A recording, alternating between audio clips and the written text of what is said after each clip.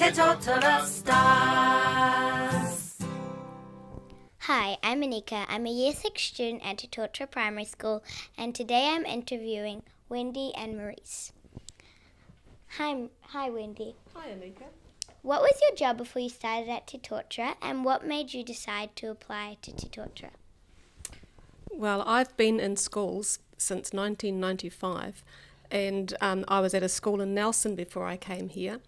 When we shifted back to Hamilton, it was perfect to see that Te Totara wanted an executive officer for 1 day a week, because I could spare that time, and I applied for the job and got it, which was really great. What about you, Marise? Hi, Anika. My job before I started at Te Totara was working for the National Bank. I was a customer services person there, and I saw the advertisement for a primary school, a brand new one in Hamilton for Te Totara, and decided, yes, I'd very much like to apply for that job because I thought working in a school environment would be pretty cool. What was your role on day one at Te Totara? Well, there are many things that I did on day one at Te Totara that I still do now, although there have been many changes as well. One of the main changes, I guess, for me is the addition of being community liaison, which makes me be able to talk with our families and really get to know our community. I still do the usual things of front office duties, but I really enjoy the community liaison role. What about you, Wendy? Well, my role on day one was slightly different than it is now because there was only Marise and I in the office. So I actually had to go out and do some real work in the office at the beginning, and I had to talk to parents and students if Marise was busy. So that was really interesting. But the main part of my job has virtually stayed the same since day one. I do the finances and the wages and things like that. So they're always there, they'll always be there, but they were not as great as they are now. What do you remember about your first day? Ooh. Our first day was so exciting because there were 5 of us that started working for Te Totara School 6 months before that opening day. So we had a long time to get excited about the opening day, plan for it, make sure everything was all right. I remember the smiles on the faces of the children coming in because it was a new school. But the best thing I remember was that Mr. Sheedy used to put his sound system outside his window and play ABBA music as people were walking into school. And the music was blasting and the parents and the children were dancing and they were having a great time coming into school. And I think I might have to have a word to Mr. Sheedy about doing that again. Well, the thing I think I remember when we actually first moved in here, which was Wendy said, the whole 5 of us, we'd had all this months and months of planning to be able to shift into the new Te Totara building, and we were very excited about that. And when we packed up and we arrived here, only to find that we actually really couldn't even get into the building. There were so many extension cords everywhere. It was incredibly unsafe for us, so we were just a bit deflated. We thought we could walk in here and set up our offices and it would all be perfect for day one. And boy, were we surprised when we weren't. But that's okay. We got it all sorted in the end.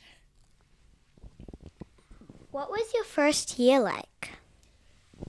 Wow. Our first year was a very distant memory now, but I remember because we were the new kids on the block, we had a lot of people come to our school to have a look and see our setup in our classrooms, our office systems. They all wanted to know what it was like in our new school, and they came and looked at the children as well. And I must say, everybody was impressed with the way our children behaved in the classrooms and the way our teachers and staff prepared for our children and gave them a really great education. And I guess the first year for me, as we were such a smaller school and we only had a roll of 58 kids when we first started, which is incredible, considering today we're 790 students. So for me, I really enjoyed being to know pretty much, well, we knew all the students and we pretty much knew all their families, their aunties and uncles and everybody. And we could when we only had that many students, and it was a great atmosphere. A little bit harder now, of course. We have so many students. And I guess that's probably the part that I miss the most, really, is not being able to have that real contact. But I guess 10 years later, that's what happens. What are some of the most memorable things that have happened during your time at the school? Once we started to think about what could be some of the memorable events that we could talk about, the list went on and on and on. But anyway, I remember the dust, because where the two little hills are at the back there, that just used to be a big pile of dirt.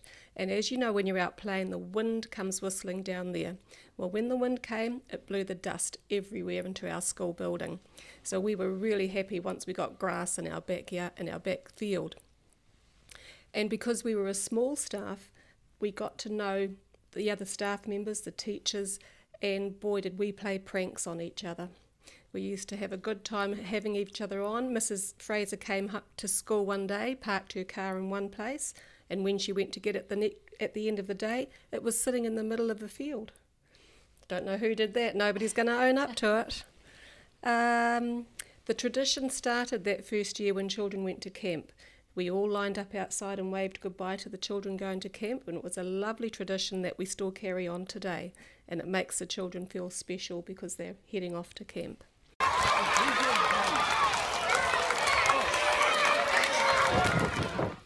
And on a personal note, I was the first staff member to have a grandchild born to them at this school, and my granddaughter was born in the second year that we started school, and she's now 10 years old, so that was quite an achievement. Well, I think Wendy's covered most of the things. There are so many probably memorable things that happened in the 10 years that we've been here, but Wendy's covered off a few of those, so thank you, Wendy. That's all right. How are things different now from when you first started?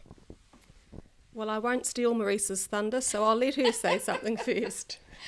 I guess when I first started, particularly in the office, we had something called a fax machine, which probably none of you children even know what a fax machine is, but you should Google it.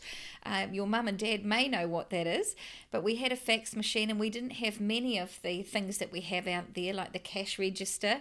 If there were any school trips on, then all the money that was collected, I would have in ice cream containers in front of me, and I'd have to manually tally all the trips up. All that's changed. We were superseded that with the cash register, and then after that we had FPOS for our families to use, and now we've moved on to Kindo. So technology is evolving in our office, and we really like to keep up with that and make it easier for our families as well. Well, Marise has said exactly what I was going to say. The biggest change has been the technology, even to the fact that now I'm a paperless office. I don't have paper in my office. Everything is scanned. When I started, I had about 30 different folders full of paper that I printed out. Now it's all on my computer. So thanks to our school being very technologically minded, it's enabled us to move with the times and use the technology that's available, and the children and the parents do that as well. Thank you, Marise and Wendy, for sharing all the information you've given us about the school when it first opened. Thank you, Anika. You're welcome. It's our pleasure.